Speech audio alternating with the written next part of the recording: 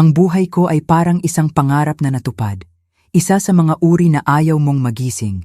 Malapit na akong pakasalan si Julian, ang lalaking matagal ko nang naiisip bilang ama ng aking mga anak, kasama sa buhay at pinakamakatotohanang kanlungan. Lahat ay maingat na inihanda. Ang mga bulaklak, ang menu, ang musika, kahit ang maliliit na detalye na kami lang ang nakakaunawa. Umiiyak ang nanay ko sa tuwa habang tinitingnan ko ang sarili ko sa salamin, nakasuot ng puting gown na iniisip na sa wakas ay natagpuan ko na ang tunay na kaligayahan. Ang hindi ko alam ay ang kasal na ito, na dapat magtatakwil sa isang kwentong pag-ibig, ay siyang magsisimula ng aking pinakamalaking trahedya. Mula pa noong una, alam ko na hindi ko kayang maglakad sa aisle nang wala si Laura Santos, ang aking matalik na kaibigan, sa tabi ko. Higit pa siya sa kaibigan. Siya ang aking kaluluwang kapatid, aking katiwala, ang tanging taong nakakaalam sa bawat sulok ng aking puso. Kaya walang pag-aalinlangan kung pinili siyang maid of honor. Walang nagtanong sa desisyon ko. Alam ng lahat kung gaano kalalim ang aming ugnayan. Ngumiti siya na may tunay na lambing habang tinutulungan akong ayusin ang belo at siguradong perpekto ang lahat. Ang hindi ko alam ay sa likod ng matamis niyang mata ay may nakatagong madilim na sikreto. Isang sikreto na sisirain ang buhay ko mula sa loob. Gusto namin ng intimate na kasal, malayo sa ingay ng lungsod. Kaya pinili namin ang isang eleganteng estate sa mga burol ng Tagaytay, napapaligiran ng daan-daang taong gulay at namumulaklak na hardin. Magical ang lugar na may matayog na stone manor, cozy na kwarto, at isang hall na may mataas na kisame at malalaking bintana na pinapasok ang mainit na liwanag ng papalubog na araw. Doon, kasama ang aming pamilya at pinakamalapit na kaibigan, pinangarap naming ipagdiwang ang aming pag-ibig at simulan ng bagong buhay. Walang mukhang mali. Lahat ay maayos at maayos. Pero ang parehong lugar na iyon ay magiging saksi sa pinakamasakit na pagbagsak ng aking buhay. Inuupahan namin ang buong estate para sa buong weekend para makatulog ang aming magulang at wedding party bago at pagkatapos ng kasal. Gusto naming higit pa ito sa isang event. Gusto naming maging sandali ng pagsasama, sama-sama na tawa at masayang paghihintay. Noong gabi bago, nag-dinner kami lahat sa patio na may string lights, malambot na musika at baso ng alak sa kamay. Mukhang kalmado si Julian kahit mapagmahal, at hindi umalis sa tabi ko si Laura tulad ng dati. Walang naghinala na sa likod ng kalmadong iyon ay may darating na bagyo na magbabago sa aming buhay magpakailanman. Noong gabing iyon, natulog ako na puno ng pag-asa ang puso. Iniisip ulit ang bawat sandali ng araw na kumbinsido na natagpuan ko na ang kaligayahan. Nahuli ako sa pagtulog, kinakabahan pero masaya, na iniisip ang sandaling lalakad ako papunta kay Julian sa aking puting damit. Kinaumagahan, ang unang sinag ng araw ang pumasok sa bintana at nagising ako na may enerhiyang hindi ko naramdaman mula pa noong bata ako. Si Laura ang unang pumasok sa kwarto ko, dala ang almusal na may ngiti na ngayon ko naaalala bilang maskara. Nagpasalamat ako, nasasabik at ligtas. Hindi ko alam na wala na palang totoo. Pagdating ng oras, hinawakan ako ng tatay ko sa braso at naglakad kami patungo sa hardin kung saan naghihintay ang lahat. Ang malambot na tunog ng string instruments, puting petal sa lupa, at mga luha sa mata ng mga mahal sa buhay. Parang galing sa storybook ang lahat. Naghihintay si Julian sa dulo ng aisle na may kumikinang na mata at ngiting paulit-ulit na nagpabighani sa akin. Naglakad ako papunta sa kanya, pinipigilan ng luha, kumbinsido na ito ang pinakamahalaga at pinakamagandang hakbang sa buhay ko. Walang makakakita na ang aking I do ay magiging simula ng aking pinakamalaking sakit ng puso.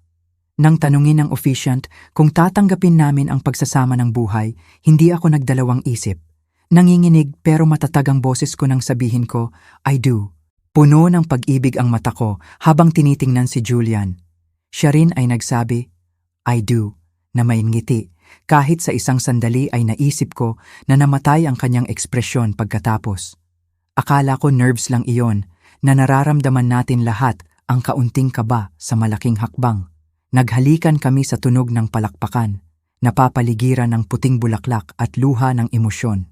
Sa sandaling iyon, naniniwala akong sulit ang lahat na totoo ang aming pag-ibig.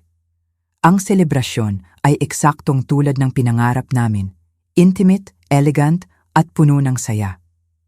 Kumain kami sa ilalim ng bituin-bituing langit na may malambot na musika at kandila sa bawat mesa. May mga sandali ng tawa, kwento, at yakap na mukhang tapat na parang tayo'y bahagi ng isang walang hanggan.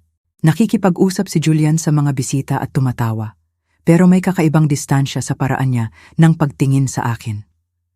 Ayaw kong isipin ng labis.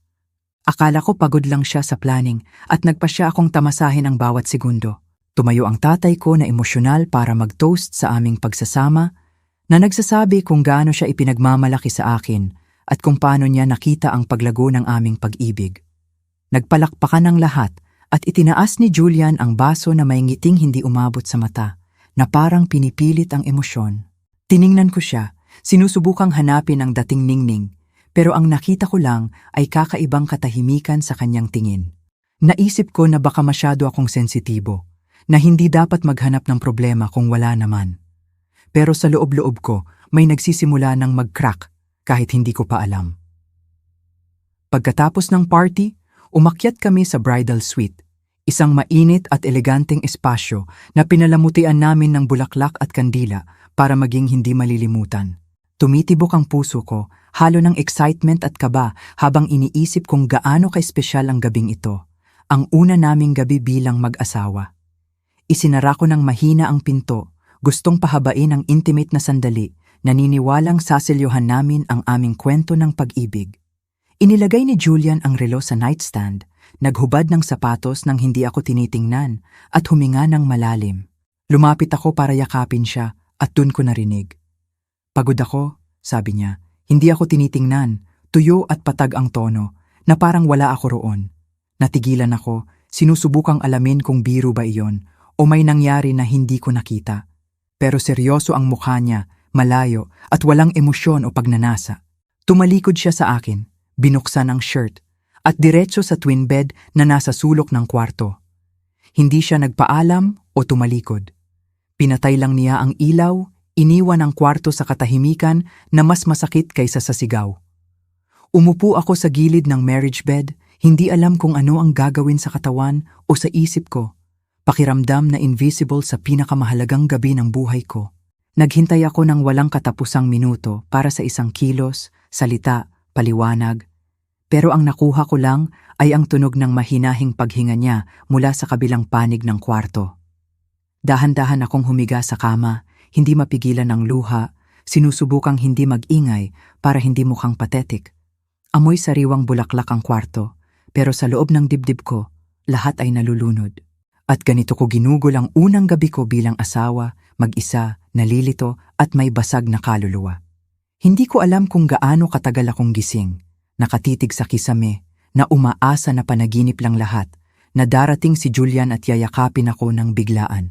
Pero lumipas ang mga oras, ganap ang katahimikan at nanatili ang katawan niya sa twin bed, malayo sa akin na parang dalawang estranghero. Sa wakas, natalo ako ng pagod at pumikit ako. Pero hindi pa ako nakatulog ng higit 30 minuto nang magising ako sa mahinang ingay. Tumayo ako, tumitibok ang puso, nalilito, sinusubukang alamin kung saan galing. Tumingin ako, walang tao sa kama ni Julian. Dahan-dahang tumayo ako, walang sapatos sa malamig na sahig. May nararamdamang buhol sa tiyan na hindi ko maipaliwanag. Lumakad ako sa pinto, dahan-dahang binuksan at narinig ulit ang tunog. Maikli, pinipigil na ungol na parang may nagsisikap na hindi mag-ingay. Madilim ang hallway, tanging mahinang liwanag mula sa kwarto sa dulo. Tumigil ako sandali, sinusubukang kumbinsihin ang sarili na baka pelikula lang iyon, boses sa TV, anumang lohikal. Pero may alam na sa loob ko na maririnig ko ang hindi dapat marinig. Pinilit ko ang sarili na lumakad, walang ingay. At doon ko naalala na ang kwarto ay sa biyenan ko, ang nanay ni Julian. Sabi niya pagkatapos ng dinner na masama ang pakiramdam at kailangang pumunta sa bayan para bumili ng gamot. Hindi na siya bumalik at walang nag-alala sa kawalan niya. Nagsimulang mag-assemble ang isip ko ng imposible, pero tumanggi ang puso ko na maniwala. Ano ang ginagawa ni Julian doon sa gitna ng gabi sa kwarto ng nanay niya na dapat walang tao? Isang hakbang pa. Nagpapatuloy ang ungol. Lumakad ako sa hallway na tumitibok ang puso at malamig na pawis sa likod. Sinusubukang patahimikin ang bawat hakbang para hindi makahalata ang nasa loob. Hindi na lang ang ingay ang nakakabagabag sa akin, kundi ang katotohanan na wala si Julian sa kwarto natin sa gabi ng kasal namin. At sa mismong sandaling iyon, sa bahaging iyon ng bahay, nagsimulang mag-connect ang mga piraso. Mga detalye na hindi ko pinansin, mga tingin na hindi mukhang mahalaga noon. Ayaw kong isipin. Ayaw kong isipin. Pero alam na ng paa ko kung saan patungo, at may premonition ang kaluluwa ko. Malapit nang mabasag, tumigil ako mismo sa harap ng pinto ng biyenan ko, ang parehong kwarto na dapat walang tao noong gabi, at nanginginig ang kamay ko ng walang kontrol. Mula sa loob, mas mahina na ang ungol, na parang may humihinga ng pinipilit, na parang alam nila na may nakikinig. Nilunok ko ang laway at inilapat ang tainga sa kahoy, pinipigilan ang hininga sandali para marinig ng malinaw. Mahinang creak ng kama, pinipigilan na buntong hininga at pagkatapos ay boses ng babae. Pinikit ko ng mahigpit ang mata, umaasa na mali ako. Pero agad ko itong nakilala. Si Laura, walang duda. Hindi mapagkakamala ng boses niya. Mga bulong na basag, halo ng kasiyahan at urgency, kasama ang maliliit na tawa na narinig ko ng maraming beses sa aming mga kwentuhan. Parang matalim na suntok sa dibdib ko, na parang may humampas sa akin ng walang babala. Sumandal ako sa dingding, nalilito, hindi alam kung sisigaw, tatakbo, o mawawala ng malay doon. Lahat ng aming pinagsamahan, lahat ng sikreto, ang mahabang kwentuhan noong teenager, ang pangako ng katapatan, lahat ay bumagsak sa tunog na iyon. At ang pinakamasama ay darating pa. At narinig ko ang boses niya. Ang malalim at hindi mapagkakamalan na boses ni Julian, na binubulong ang pangalan ni Laura sa pagitan ng mahinang hininga na walang puwang para sa duda. Nawala ang lupa sa paa ko, lumapot ang hangin at nawawala ang hininga ko. Ito ang boses ng asawa ko, ang lalaking ilang oras pa lang ang nakalipas ay nangako sa akin ng walang hanggang pag-ibig sa harap ng lahat.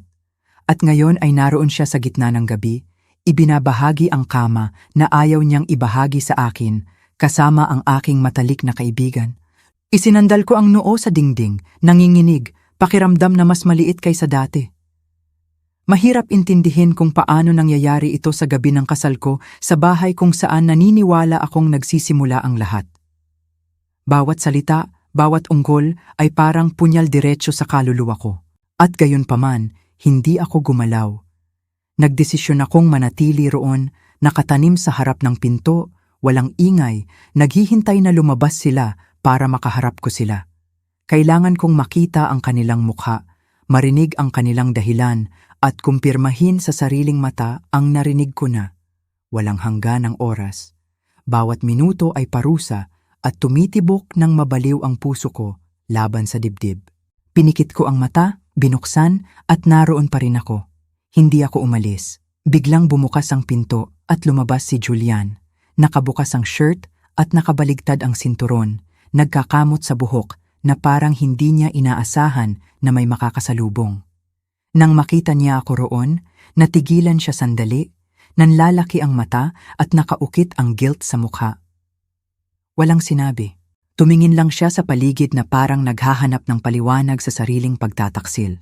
At pagkatapos ay lumitaw siya. Lumabas si Laura sa likod niya, magulo ang buhok, nadudumihan ng makeup at kulubot ang damit, hawak ang heels sa kamay.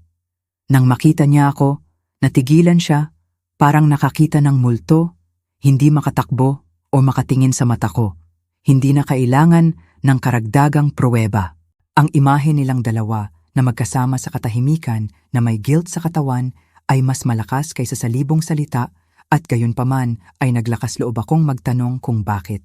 Tumayo ako sa harap nila nang hindi gumagalaw kahit isang pulgada, hinaharangan ng daan, tense ang katawan at basag ang boses sa galit at sakit. Tinanong ko kung paano nila nagawa, kung paano nila nakayanan ang kawalang hiya na magtaksil sa akin sa gabi ng kasal ko. Hindi alam ni Julian kung saan titingin. Hindi man lang nagpanggap na nagulat si Laura. Katahimikan ang unang sagot nila na parang inaasahan nila na aalis ako nang walang sinasabi. Pero hindi ako gumalaw, hindi ako tumahimik, hindi ko binigyan ng daan palabas.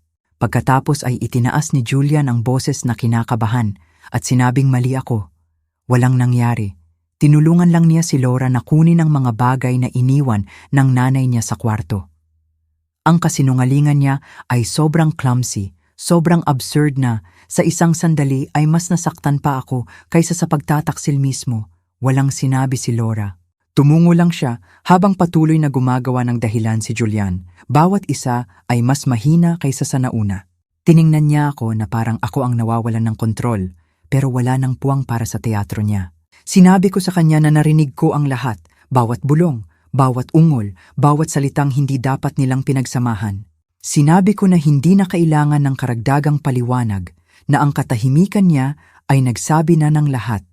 Pagkatapos ay inilapag ni Julian ang balikat, pinikit ang mata, at sa wakas ay inamin ito sa mahinang boses na parang wala na siyang lakas para ipagpatuloy ang pagkukunwari.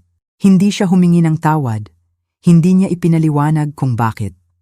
Sinabi lang niya na matagal na siyang nalilito, na parang iyon ang nagbibigay katwiran sa pagtataksil niya. Sumabog sa luha si Laura nang marinig ang pag-amin niya. Tinakpan niya ang mukha ng kamay at paulit-ulit na sinasabi na sorry siya, na hindi niya gustong saktan ako, na hindi niya alam kung paano umabot sa ganito. Hindi ako naantig sa iyak niya. Huli na para sa luha, huli na para sa pagsisisi. Sa loob ng maraming taon, siya ang pinakapinagkakatiwalaan ko. At sinaksak niya ako sa likod nang walang pag-aalinlangan. Hindi na siya kaibigan, hindi na siya estranghero, siya ay banta. At sa harap ko, isang walang laman na babae lang. Naramdaman ko ang pagbasag ng isang bagay sa loob ko sa milyong piraso. Isang bagay na walang hugis o pangalan, pero naglalaman ng lahat ng ako. Nanginginig ang binti ko, nag-aapoy ang dibdib ko. At halos hindi na ako makahinga na parang ipinagkanulo ako ng hangin tulad nila. Hindi na ako umiyak. Wala nang luha, tanging mute, tuyong galit na sumusupil sa loob. Naging bangungot ang kasal ko at hindi na ako ang parehong tao. Walang sinabi pa ako. Pumunta ako sa kwarto, kinuha ang mga gamit nang hindi tinitingnan ng sino man at bumaba sa hagdan, nanatili ang gown, nag-aapoy ang mukha at basag ang kaluluwa. Walang sumunod sa akin. Naglakad ako sa hardin ng walang sapatos, hinintay ang lamig ng umaga at ang hamog na nagsisimulang tumakip sa lupa. Gusto ko lang makalayo, mawala, huminga ng hangin na hindi amoy kasinungalingan. At umalis ako ng walang paalam, walang paliwanag, na may basag na puso, pero buo ang dignidad. Naglakad ako ng maraming oras nang walang destinasyon sa mga walang tao na kalsada. Ang damit ko ay nagkakadumi sa lupa. At ang makeup ko ay malungkot na anino sa ilalim ng mata. Walang dumaan, walang nagtanong. At sa paraang iyon ay nagpasalamat ako na patuloy ang pag-ikot ng mundo nang hindi alam ang trahedya ko. Umupo ako sa bench, sa tabi ng tuyong bukid, nanginginig sa lamig, paulit-ulit na iniisip ang narinig at nakita ko. Hindi ko naintindihan kung kailan nagsimulang magkamali ang lahat. Gabi ng kasal ko, at mag-isa ako, basag at nawawala. Nang magsimulang magliwanag ang langit, bumalik ako. Gabay ng pagod kaysa sa malay na desisyon. Tahimik pa rin ang estate, natutulog sa mahinang liwanag ng madaling araw na parang walang nangyari. Pumasok ako sa likod na pinto nang walang ingay, pakiramdam na intruder sa lugar na ilang oras pa lang ang nakalipas ay eksena ng aking kaligayahan. Hindi ko alam kung ano ang gagawin ko. Pero kailangan ng isang bagay sa loob ko na makahanap ng closure. Hindi ako makakaalis nang hindi sinasabi ang totoo. Punong-puno ang dining room ng mahinang boses, plato ng prutas, tasa ng kape, at ngiti ng mga estranghero na parang patuloy ang natural na takbo. Ang mga magulang ko, biyenan ko, wedding party. Lahat nag-uusap ng walang alam, oblivious sa nangyari sa dilim. Nakatingin ako mula sa pintuan, nararamdaman ang malamig na galit na lumalago sa loob ko sa lahat ng normalidad. Walang nagtanong tungkol sa akin. Walang mukhang napansin ang kawalan ko. Tahimik kong pinunasan ang mukha, Pumasok at hiniling ang atensyon nila. Sa matatag na boses, mas kalmado kaysa sa nararamdaman ko, hiniling ko sa lahat na magtipon sa main living room. Ayaw ko ng drama o paligoy-ligoy. May sasabihin ako at hindi ko nahihintayin pa. Nag-aalala ang tingin ng tatay ko sa akin. Tumayo agad ang nanay ko at isa-isa, lahat ay pumasok na nalilito at naghihintay. Hindi ko nakita sina Julian o Laura sa kanila at iyon na mismo ang nagsabi ng lahat. Habang nauupo ang lahat, nag-scan ang mata ko sa kwarto, naghahanap sa kanila, umaasa sa loob-loob na isang huling duwag na pagpapakita. Pero wala sila. Hindi sila naglakas loob na magpakita at ang kawalan nila ay nagkumpirma ng lahat ng walang karagdagang salita. Agad na naramdaman ng mga magulang ko at tiningnan ako na may pag-aalala, na parang alam na nila na hindi magaan ang sasabihin ko. At pagkatapos, nang walang nanginginig, nagsalita ako. Nagpasalamat ako sa pagiging kasama nila sa dapat ang pinakamasayang araw ng buhay ko. At pagkatapos, nang walang pag-aalinlangan, sinabi ko ang totoo. Sinabi ko na nadiskubre ko sina Julian at Laura na magkasama sa kwarto ng nanay niya sa gabi ng kasal ko, na nagtaksil sa akin ng walang kahihiyan o pagsisisi. Narinig ko ang bulungan, nakita ang kunot na noo at tense na mukha at naramdaman ang hindi paniniwala nila. Pero hindi nabasag ang boses ko dahil sa unang pagkakataon sa loob ng maraming oras, nararamdaman ko na nakakabalik ang kontrol ko. Katahimikan ang sumakop sa kwarto na parang alon na sumisira sa lahat sa daan nito at walang nakakaalam kung paano magre-react sa una. Tinakpan ng nanay ko ang bibig. Tumungo ang biyenan ko na parang hindi kayang buhatin ang bigat ng kahihiyan. May tumayo. May tumingin sa akin na parang hindi makapaniwala. Walang nagsabing hindi totoo. Walang nagdepensa sa kanila dahil sa loob-loob, alam ng lahat na hindi ako magsisinungaling tungkol sa ganito. Sa malinaw na boses, inanunsyo ko na balak kong kanselahin ang kasal, na wala na akong pakialam kay Julian o kay Laura magpakailanman, at umaasa akong walang susubok na kumbinsihin ako. Hindi ko gusto ang awa o simpatiya, respeto lang sa desisyon ko. Tumayo ang tatay ko at niyakap ako ng tahimik at matatag, na parang sinasabi niya na ipinagmamalaki niya ako. Walang nagpalakpak, walang nagprotesta, pinayagan nila akong umalis. Habang lumalabas ako sa kwarto, narinig ko ang mahinang iyak ng biyenan ko at ang asawa niya na sinusubukang aliwin siya ng walang tagumpay. Ang sarili kong magulang ay may mapupungay na mata, hindi mula sa lungkot, kundi mula sa kawalan ng magawa, sa galit na hindi nila ako naiprotekta. Naramdaman ko na iniiwan ko hindi lang ang kasal, kundi isang buong bersyon ng sarili ko na wala na. Nakalutang ang disappointment sa hangin na parang mapait na pabango na lahat ay humihinga. At sa gitna ng lahat ng iyon, umalis ako ng hindi lumilingon. Umalis ako sa estate ng hindi lumilingon, walang dala kundi ang dignidad ko. Ang parehong dignidad na, sa kabila ng sakit, na natiling nakatayo. Ang puting damit ay nadumihan ng putik, luha at kwento na hindi na akin. Naglakad ako patungo sa kalsada na nakaangat ang ulo na parang nakaligtas sa bagyo nang hindi nawawala ang sarili. Hindi ko sinagot ang tawag, mensahe o tanong. Patay na sa akin ang bahaging iyon ng buhay ko. Pag-uwi ko, naraw pa rin ang kaluluwa ko, kinontak ko ang lawyer at nag-file ng divorce ng walang pagkaantala. Hindi ko gusto ang mga araw ng pag-iisip, payo ng pamilya o second chance. Gusto kong isara ang chapter na yon nang may katatagan na katulad ng kung paano ko ito nilakasan. Inabot ko ang mga dokumento at tumanggi na makita ulit si Julian, hindi para mag-usap o mag-sign. Hindi na ako ang parehong babaeng nagsabi ng I do sa altar na iyon. Pagkalipas ng ilang linggo, sinabi sa akin na lumipat na si Julian kasama si Laura na parang bahagi ng romantic na plano ang pagtataksil nila. Magkasama silang naglalakad na parang walang nangyari, na parang hindi umiiral ang sakit na ginawa nila sa akin. Akala niya natagpuan niya ang tunay na pag-ibig, ang uri na nagbibigay katwiran sa hindi makatarungan. Pero ang buhay ay mas maaga o huli ay nagbabalik ng itinanim at hindi nagtagal ang kanila ay nabulok. Pagkalipas ng ilang buwan, nagsimulang kumalat ang mga tsismis tungkol sa kanilang patuloy na away, sigawan na naririnig ng kapitbahay sa dingding. Hindi na ngumingiti si Laura nang may parehong kumpiyansa at gumugugol si Julian ng maraming oras sa labas ng bahay na iniiwasan siya. Ang nagsimulang forbidden passion ay naging routine na distrust at sisi. Sinira niya ang pagkakaibigan para sa lalaking hindi marunong magmahal kahit kanino at muling nabobore siya. Isang araw, bigla na lang nawala si Julian mula sa apartment na sinasalo nila ni Laura. Iniwan siya ng note at kasinungalingan. Niloko niya ito sa ibang babae, mas bata, isang babaeng hindi alam ang kasaysayan nila. Inulit niya ang pattern dahil hindi ito pag-ibig. Ego at kapritso lang. Naiwan si Laura na mag-isa, wasak, walang partner, walang kaibigan, at walang kredibilidad. At sa wakas ay naintindihan niya kung ano ang ginawa niya sa akin. Si Laura, walang Julian, at walang suporta ng sinuman, dahan-dahang nawala ang maliit na natira sa kanya. Lumayo ang mga dating kaibigan.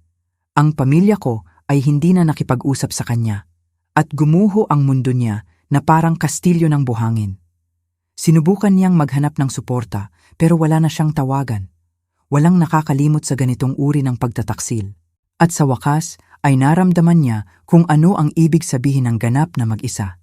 Sa kabilang banda, nagdesisyon akong ilubog ang sarili sa trabaho, muling buuin ang sarili mula sa loob nang walang pangangailangan ng paghihiganti o paliwanag. Binuksan ko ang mata, napalibutan ng bagong tao at natutong magdesisyon mula sa lugar ng katahimikan. Nag-invest ako sa sarili, sa negosyo, sa mga ideya at unti-unti ang kalungkutan ay nagbigay daan sa kaliwanagan. Natuklasan ko na makakaya kong maging masaya nang hindi umaasa sa sinuman. At sa unang pagkakataon, nagsimulang magmalaki ako sa sarili ko.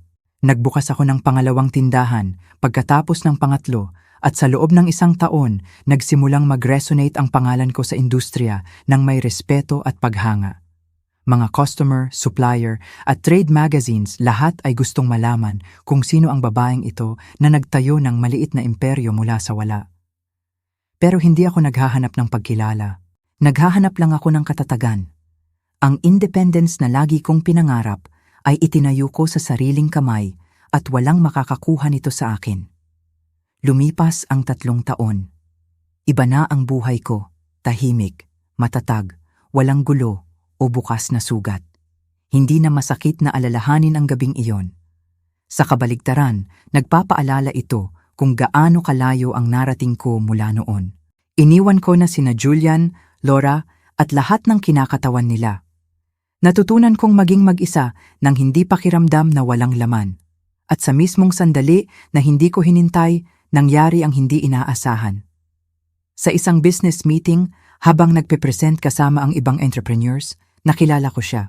Ang pangalan niya ay Daniel Cruz at nagsasalita siya na may tahimik na kumpiyansa na hindi nakakatakot kundi nakakaakit. Hindi siya nagpaka-impress o nagbenta sa sarili. Nakikinig lang siya ng mabuti at nagtatanong ng mga tanong na walang nagtatanong noon. Hindi ako nakaramdam ng butterflies, nakaramdam ako ng kapayapaan. At sa sandaling iyon, alam ko na may magsisimula. Kasama si Daniel, lahat ay iba mula sa simula. Walang urgency, walang laman na pangako, tanging tapat na usapan, mutual respect at katahimikan na hindi awkward. Hindi niya ako pinipilit o sinusubukang punan ang anumang kulang. Kasama niya ako, nang natural, hinahayaan akong magtakda ng pace. Dahan-dahan, nagsimulang hintayin ko ang mga mensahe niya, marinig ang boses niya at mamiss ang paraan niya ng pagtingin sa akin. Hindi ito ligaw na passion. Mas malalim ito. Ito ay kapayapaang hindi ko naramdaman sa sino man noon. Sa una, hindi ako nagtitiwala sa sariling kaligayahan, na parang naghihintay lang na may magkamali kahit kailan. Pero naintindihan ni Daniel nang hindi ko ipaliwanag. Matyaga siya, matatag, at pare-pareho. Sa bawat kilos, ipinakita niya na maaaring magmahal nang hindi sinisira, nang hindi nagsisinungaling, nang hindi ginagamit ang iba bilang life raft. Natutunan kong magtiwala ulit, hindi dahil hiniling niya, kundi dahil ang paraan niya sa akin ay nagbigay daan sa akin. At sa ganon, sa wakas ay naghilom ang sugat na iniwan ni Julian. Nang magsimula kaming mag-date ng opisyal, natural na dumaloy ang lahat ng walang pangangailangan na magtago o mag-justify. Napansin ng mga tao sa paligid ko ang pagbabago. Hindi na ako ang babaeng nakaligtas. Ako na ang babaeng nabubuhay. Kasama si Daniel, nag-share kami ng biyahe, proyekto, at simpleng sandali na naging hindi malilimutan. Hindi siya nangako ng future. Nagbigay siya ng solidong present. At pagkatapos ng lahat ng pinagdaanan ko, iyon ang mas mahalaga. Hindi ko alam kung paano, pero nalaman ni Julian na may kasama ako at agad siyang nagpadala ng mensahe na puno ng kung ano ang dapat nostalgia. Sinabi niyang masaya siya na alam na mabuti ang lagay ko, na minsan niya naiisip ang nawala natin, at nasanay maging mabuti ako.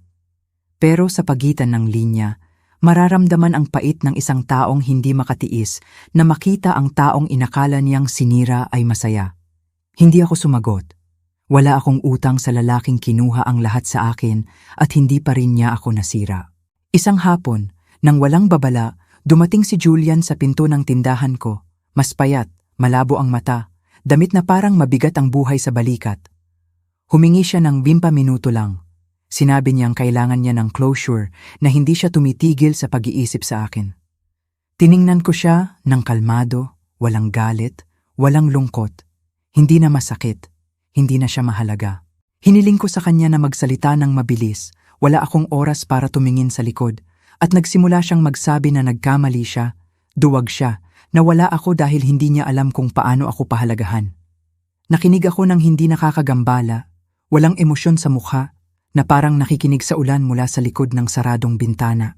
Pagkatapos niya, tiningnan ko siya ng matatag at sinabi na wala na siyang kapangyarihan sa akin, na wala na tayo, na hindi niya dapat isipin na maibabalik niya ang sinira niya mismo. Malinaw kong sinabi na ayaw ko na siyang makita ulit, na walang puwang para sa kanya sa present o future ko. Walang insulto o sigawan, tanging matatag, malamig, final na pagtangi. Sinubukan ni Julian na ngumiti na parang naniniwala pa rin siyang makakapagpabago ako, pero hindi na siya ang lalaking minsang nagpatibok sa akin. Maliit na lang siya, estranghero at hindi na mahalaga. Hiniling ko sa kanya na umalis at sa pagkakataong ito ako ang nagsara ng pinto. Bago siya umalis, puno ng pinipigilan na frustration ang mata niya, na parang hindi niya matiis na makita akong masaya nang wala siya. Nagbulong siya tungkol sa kung gaano kabilis akong nakabawi, na parang gusto niya akong saktan. Pero hindi ako nag-react. Ang maaaring sumira sa akin noon ay dumudulas na lang ngayon. Umalis siya nang walang paalam, nakalaylay ang balikat, alam na nawala ako magpakailanman dahil walang balik. Nang bumalik ang katahimikan, umupo ako sa desk at huminga ng malalim na parang sa wakas ay mabubuhay na ako ng walang anino. Hindi ako nakaramdam ng euphoria o tagumpay, tanging kapayapaan, ang uri na dumarating kapag alam mong isinara mo ang pinakamahirap na chapter nang hindi nadudumihan ng kamay. Hindi na ako biktima, survivor o ex ng sinuman. Ako na, buo, payapa, nasa kapayapaan. Dumating si Daniel ilang minuto pagkatapos, hindi alam ang nangyari. Pero nang makita niya ako, niyakap niya ako nang walang salita. Hindi niya kailangan ng paliwanag. Nagbigay lang siya ng presensya, suporta, walang kondisyong pag-ibig. Tiningnan ko siya at alam ko na may dahilan ng buhay na dinala ako sa kanya. Sa tabi niya, hindi ako nahihilo. Pakiramdam ko na sa bahay ako at sa wakas ay naintindihan ko kung ano ang tunay na pag-ibig. Na-realize ko na walang garantiya sa buhay. Na kahit ang pinakapangako na pag-ibig ay maaaring masira ng walang babala. At na ang katapatan ay hindi laging nagmumula sa pinakamalapit na tao. Pero natuklasan ko rin na ang sakit ay hindi ang katapusan ng anumang bagay, kundi ang simula ng isang bagay na hindi pa natin maiisip. Ang mga guho ng dating ako ay nagbigay ng perpektong pundasyon para muling buuin ang sarili ng mas matatag, mas malaya. Natutunan ko na ang sinumang nakaligtas sa ganitong malalim na pagtataksil ay hindi lamang nakabawi, kundi muling isinilang. At ako ay muling isinilang. Ngayon ay tumitingin ako sa likod ng walang galit o sama ng loob dahil wala nang hawak sa akin ang nakaraan. Kasama pa rin ako ni Daniel. Patuloy na lumalago ang tindahan ko at payapa, maliwanag at puno ang buhay ko. Hindi na ako naghahanap ng pag-apruba. Hindi ko na kailangang patunayan ng kahit ano sa sinuman. Kailangan ko lang maging tapat sa nararamdaman ko at kung sino ako. Ito ay hindi kwento ng paghihiganti, kundi ng dignidad.